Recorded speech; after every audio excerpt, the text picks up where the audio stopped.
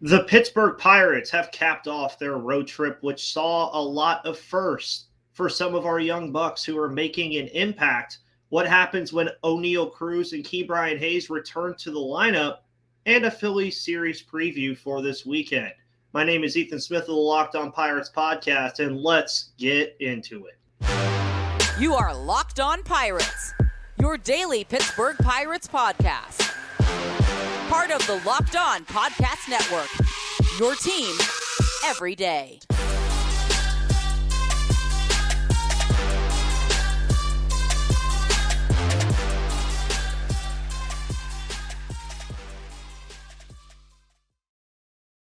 And welcome back, everybody, to the Locked On Pirates podcast here on the Locked On Podcast Network, where it's your team, your Pittsburgh Pirates.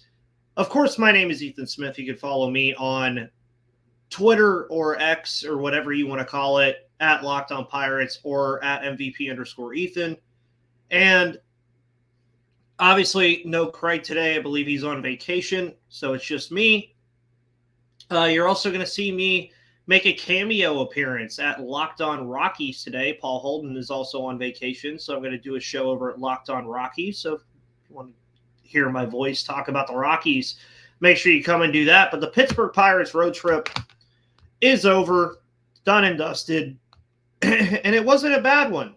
They ended up splitting the road trip. They lose 2 of 3 to the Angels and win 2 of 3 against the Padres. And it's very interesting because you look at the series that the Pirates have won since the last time they played the Padres in that sweep. And now, and those are the only 2 series they've won since in that time span. And this was their first series win of the month of July. We know the tailspin has been going on for some time now. The playoffs in the division are an afterthought at this point. But there's still things to watch, as I keep saying. There's still a lot to watch with this Pirates team. There's a lot to keep your eye on heading into 2024, specifically with these young guys that just continuously keep doing things every single day. And you'll see in the thumbnail of this episode, I called it a road trip of first because it just was. Andy Rodriguez gets his first major league home run. Liover Peguero followed suit and did the same. Quinn Priester gets his first win at the MLB level. And I forget the year, but I know it was the first time in I want to say Pirates history that the Pirates had 2 guys aged 22 or younger get their first win pitching and their first home run in the same game.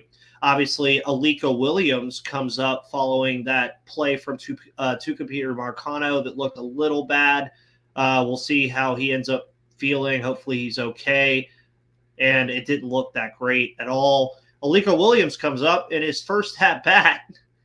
He has an 11-pitch walk, which was the longest in a very long time by anybody in Major League Baseball to have your first at-bat go 11 pitches. So there's a lot to watch here. There's a lot of young guys, a lot of young talent all over the place. And it's giving you the idea of what this team is going to look like moving forward. And there's a lot of good things happening here too. You could tell that roster spots are just not, they're not going to be the commodity that they've been the last couple of years. Ben Cherington is finally starting to see the fruits of the labor that he's been picking up with some of these trades, like Aleko Williams, who comes up pretty quickly after getting traded in the Robert Stevenson trade that we saw earlier this year. There's going to be some trades that are going to happen probably over the next couple of days for the Pittsburgh Pirates. Of course, August 1st is the trade deadline on Tuesday. They have the day off today and the day off Monday, so plenty of time to sit down and think about it. But I feel like you also have to have a little bit of a different mindset with it too with a lot of these young guys. Like I know Rich Hill is a guy that they definitely want to try to move on from, but it's a hard case to do because they need the pitching.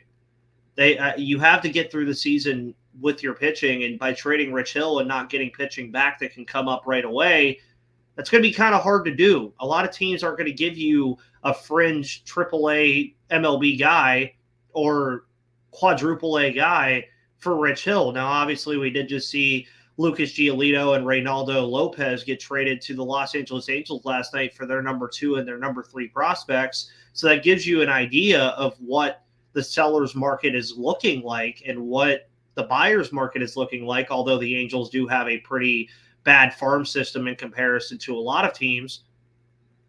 But it really makes you think about the players that you want to move on from. Now, obviously, we've heard rumblings and rumors about David Bednar and Mitch Keller. I don't think those happen just because of the fact that those guys are under team control for quite some time. Mitch Keller is under team control through the 2025 season. David Bednar is under control for the 2026 season. Obviously, you would get a lot for either of those players. It's enticing, but I don't think that they do it. You then look at Ji-Man Choi, who has 6 home runs in 60 games, I believe. 60. It's 6 home runs and 60 plate appearances or 60 games. I think it's 60 games. But you look at Carlos Santana, a guy who's going to bring energy to a clubhouse. But at the end of the day, with where the Pirates sit right now, you look at all these young guys, and they're making an impact. And it's good for them to have that veteran leadership in the clubhouse. So Ben Cherington has a lot to think about here. But if you're watching the Pirates like I am every single day, you might be asking yourself, what is there to watch? And Jared Triolo is a guy that we need to keep an eye on, especially coming up here with Ke'Bryan Hayes likely to make his return. And we'll talk about that in a little bit. Then you have Oneil Cruz possibly making his return near the end of August if everything goes right. You look at Nick Gonzalez, Aliko Williams, Liover Peguero. You're looking at Jack Sawinski. Can he continue to be this power-hitting machine? You're looking at Brian Reynolds right now, who has struggled for a good portion of this year, and you're looking to see if the old Brian Reynolds of old can come back. You look at Quinn Priester. Can he continue to improve against MLB opposing lineups?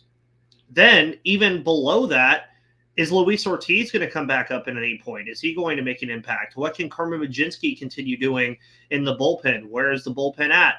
There's a lot to still look at with this Pittsburgh Pirates team, but a lot of it boils down to the young players that are making impacts. That's what you want to see.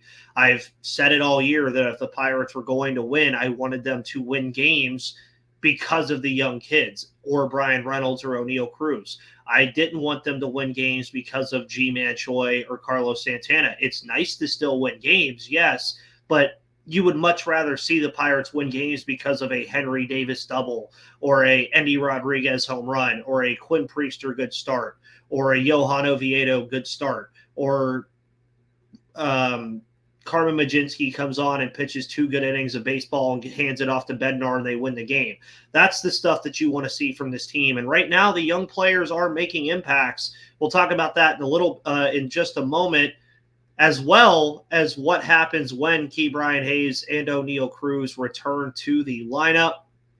But before that, I want to talk to you guys about Ibotta. Picking up burgers and hot dogs for a summer barbecue, well, we know you already are doing that, so why not get cash back for it with Ibotta?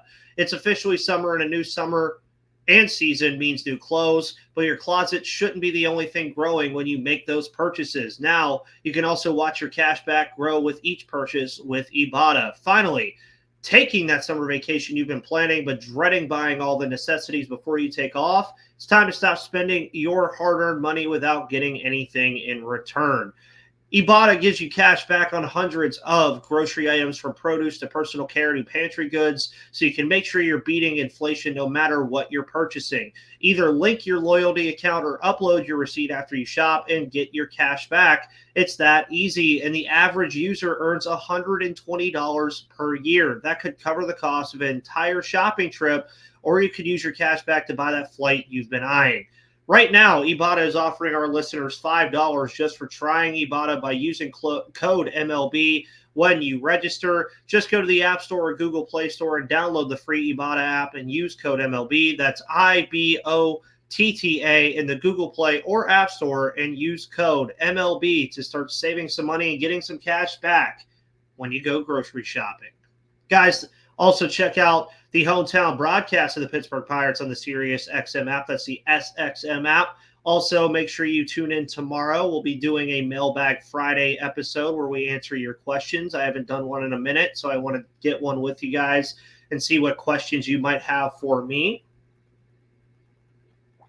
But I feel like the two topics that I'm going to talk about here go hand in hand.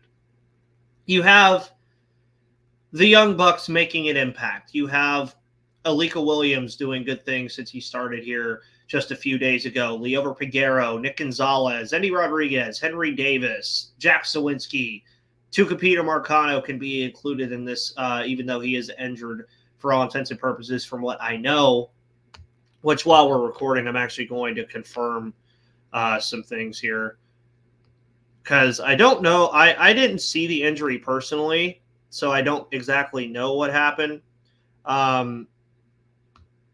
He is going for the testing, all that stuff. But anyways, Ke'Bryan Hayes is currently doing his rehab assignment in Indianapolis. Oneil Cruz is still rehabbing, of course, from his injury that he sustained not too long ago, in April. We've seen him throwing. We've seen him fielding ground balls. We've seen him have his spirits high, the whole 9 yards. So now, when you look at what this team can do, a lot of it is going to point towards the middle infield, as it has been for quite some time now. Because you have G1 Bay at AAA now. Tucupita Marcano is probably injured for quite some time. Oneil Cruz is coming back at some point. Liover Peguero, Alika Williams, and Nick Gonzalez have been doing things. Rodolfo Castro, don't forget about him. He's in AAA. These are good decisions to make for this baseball team, folks, because now these guys have to compete to keep their spots, especially in the middle of the rotation or middle of the infield. Nothing's guaranteed anymore. Jared Triolo has played pretty well for the most part. Has he played well enough to say when Ke'Bryan Hayes returns that Hayes won't play? No. So you're going to have a lot of decisions to make here about what you want to do with this middle infield. And then when Oneil Cruz comes back, that's when it really gets crazy. Because right now, when Hayes comes back, that's fine. Triolo just becomes a bench bat and a guy that can play for Hayes on Hayes' off days at third base. But then you go to Oneil Cruz coming back, and he's going to play shortstop. What do you do with Nick Gonzalez, Peguero, and Williams?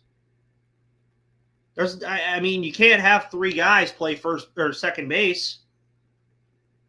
So it gets really interesting as to what they want to do. Now, can I tell you what they're going to do? No. The players are going to do that, which is the beauty of it. If Alika Williams outperforms Liover Peguero, maybe he stays on the 26-man roster when Oneil Cruz returns.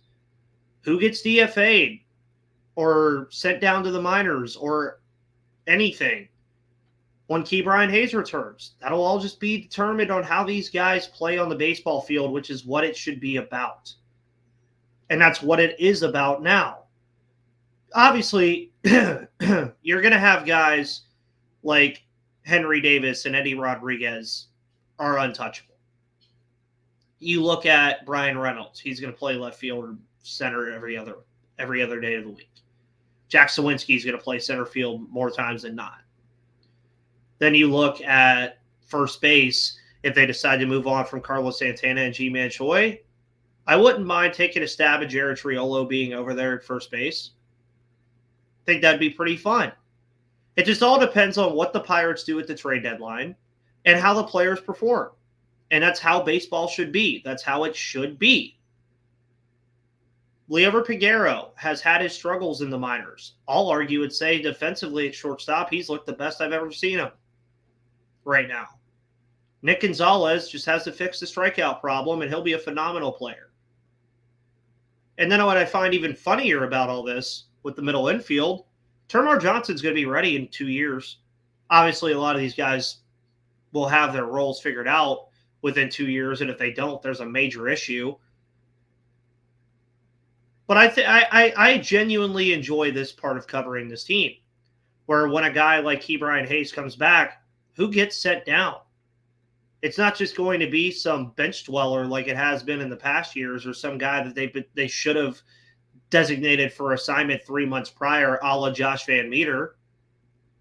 But now you're going to have legitimate guys who have been on this MLB roster playing at the AAA level, folks. And that is a good thing.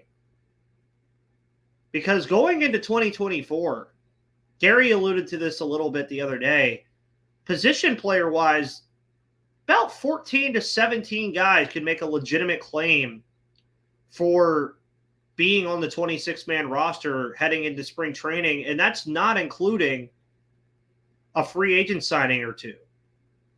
That's just position players. That isn't including the 13 pitchers you're going to hold too. And pitching next year is going to be a lot like this, I think, when JT Brubaker and Michael Burrows and a lot of those guys recover from Tommy John. And you know they're going to go out and sign a free agent pitcher. So what happens to Rowanzi, Quinn Priester, and Luis Ortiz? They'll probably be in the rotation. Johan Oviedo is another guy that we've looked at a lot for this. And the biggest thing about everything that I'm talking about here, this is only going to continue to make the players better, which inherently will make the team better. Competition in any sport will make players better, and it will make teams better.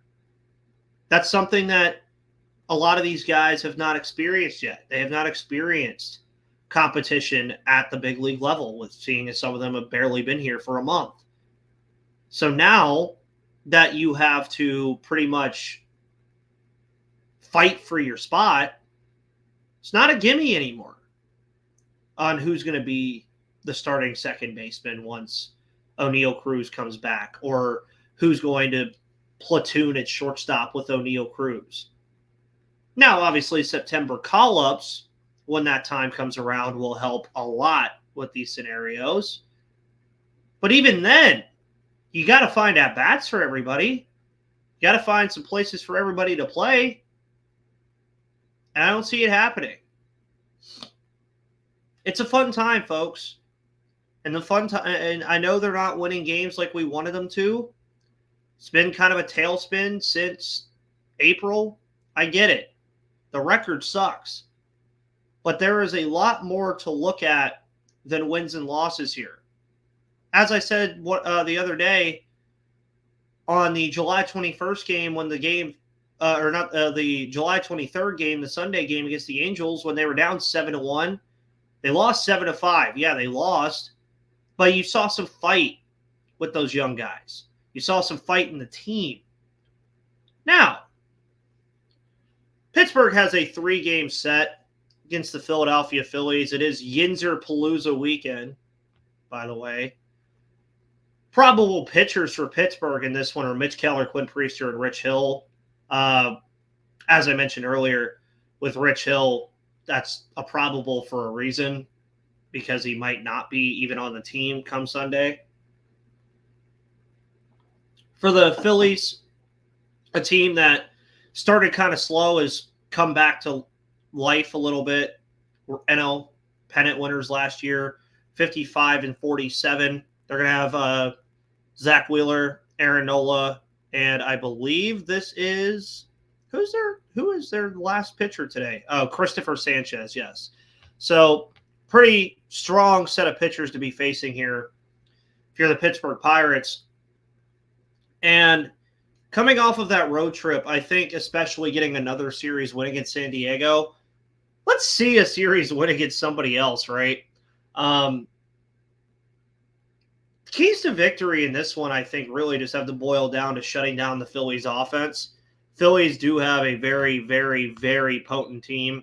Offensively, you have Trey Turner, Nick Castellanos, JT Realmuto. Of course, before the season started, Rhys Hoskins was a big guy that a lot of people were looking forward to for the Philadelphia Phillies. He was out for the year. You're also looking at Edmundo Sosa. He's been a guy who's really picked up lately. Jose Alvarado is long tossing for them right now. So he's a guy that could, pick things up moving forward. And for this series, I do think it's just really fun to cover this. Zach Wheeler, of course, his last 3 appearances on Friday, 3.15 ERA, has done really, really well. And it's always fun when these two teams meet. And I think everybody could agree on that stance. It's a really fun series when these two actually play each other. And it's a crosstown rivalry for all intents and purposes. And for Pittsburgh, I think end the month of July on a high note here. You're 12 games under. You're now 11 and a half back of the division. And 11 and a half back is a very bad number. Like, they're not going to win the division. They're not going to make the playoffs. But if they can find a way down the stretch of the season to catch up to Chicago, who is only 5.5 up on them, and I believe the Pirates still play them a good handful of times. Yeah, they play them more. They play them still 7 times. So if you could go 5-2 over that stretch of 7 games and somehow find a way to catch up to Chicago, I think that would be where the success could come. And you want it to come from the young guys. But for this Philly series preview, I mean, the Phillies, again, are right there in the middle of the wild card hunt. They're currently the second wild card right now in that dumpster fire of whatever's happening with those 5 teams, being San Francisco, Philadelphia, Cincinnati, Arizona, Miami, all pretty much tied for the wild card right now. So Philly is the second wild card. They're 5-5 in their last 10 games at 55-47. But again, very dangerous team. This is the first time that these two teams will see each other, I believe, this season. I can confirm that, yes, because the away series will be the second to last series of the year. So this is the first time that these two teams meet each other this year. And I think the Pirates would have rather wanted to see the Phillies earlier this year when they were struggling and when the Pirates were a much better baseball team. Now it's kind of reversed. The Pirates, of course, have taken the dip. The Phillies have kind of come back to life a little bit as far as the playoff push goes. A lot of people were worried about a World Series hangover, even though they didn't win the World Series. They still played in it. Keys to victory in this one, let the young guys swing the bat in this series against this really good pitching staff. Just let it happen. Just let them swing. Be aggressive at the plate. Score runners in scoring position, for the love of God. Keep hitting the long ball, too. The long ball was a big reason why they won yesterday. The only reason, really, producing runs. With G-Man Choi, Carlos Santana, and Brian Reynolds all going deep yesterday. But find a way to keep integrating that into the offense. Just get that occasional home run to get the offense going and to get things rolling. If you wanted a prediction for me for this series, I think the Phillies win 2 out of 3. I think the Pirates will win the Mitch Keller start and then lose the other 2. Just because I think Priester against that lineup is a tough task. And then if Rich Hill is traded or if he pitches, Rich Hill against this lineup is a tough task, or whoever gets thrown into the fold there would be on really short notice. So it's Phillies-Pirates over the weekend. Again, make sure you check out Locked On Pirates on YouTube, Spotify, Odyssey, Google Play, or wherever you get your podcasts. Make sure you also ask me some questions, because I want to answer some questions for you on Mailbag Friday. And lastly, make sure you follow on Twitter or X or whatever you want to call it at Locked On Pirates or at MVP_Ethan. Thank you guys so much for tuning in, as you always do here in the Locked On Podcast Network. My name is Ethan Smith, your host of the Locked On Pirates podcast. See you tomorrow.